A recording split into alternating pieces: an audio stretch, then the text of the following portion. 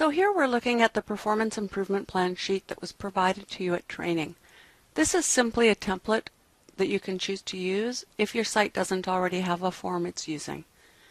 So quickly we'll run over it. Employee name, what's the employee's name? Let's say it's Joe Smith. What's their position? Labor. And then if it's a first conversation, it's probably just an employee counseling. If this is an employee you've already been working with and they've had some discipline already, you'll want to indicate what level this discipline is at. For this example, let's just say that it's employee counseling. So you check off that box. So the supervisor name, I'll use my name for these purposes. And the meeting date, that's important so that you know when you need to follow up. Oops, 2016 now. If they've had a recent performance appraisal, you can put the date in there. And then if you have some specific job responsibilities that you're talking to them about, you can put it in here. So in this case, I've already said that one of the things that Joe needs to work on is to attend work on a more regular basis, and that when he is sick, he needs to provide more sufficient notice, so not calling in just at the last minute. So the expectations for this is that Joe will tend to work each scheduled day, and that Joe will call in at least 2 hours prior to shift if he isn't attending. So those are the expectations. The action steps is that maybe the first action step is that we will track Joe's attendance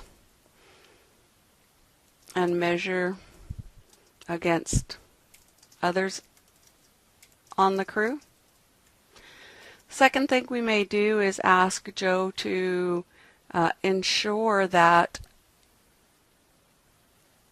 he understands the attendance policy,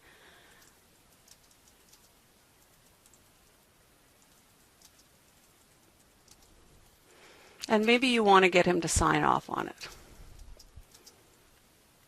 So a couple of action steps that you think will help this person meet the expectations in the area for development. So the update, if we did this conversation today and we updated it, say, on January 30th, the update may be that Joe's attendance has been good for January. On one day, he was sick. He called in the night before. So that's an update on it. And then you want to indicate what's the next update, what's the next scheduled follow-up meeting. I don't suggest that you leave it very long when you're dealing with issues that are fairly simple like this. So I would suggest maybe in 30 days or other. You may want to say other, we're going to meet again on February 15th. The status of the employee based on the follow-up meeting. So either they're improving, they're not improving yet, or they're not going to be improving at all in your view. And human resources needs to be involved at that time to determine the next step. You can put in a few comments if you like. Good work, Joe. Keep up the effort. And if you like, the employee can also put in some comments in this. It's always a good idea to get the employee to sign it and date it so that it's clear they understand what the conversation was about. Certainly give them a copy if you think that that might be helpful.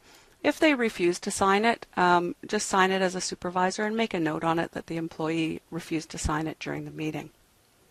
So hopefully that gives you a little bit better sense of a performance improvement plan and how it can be used. Again, if you have any questions at all, please let us know.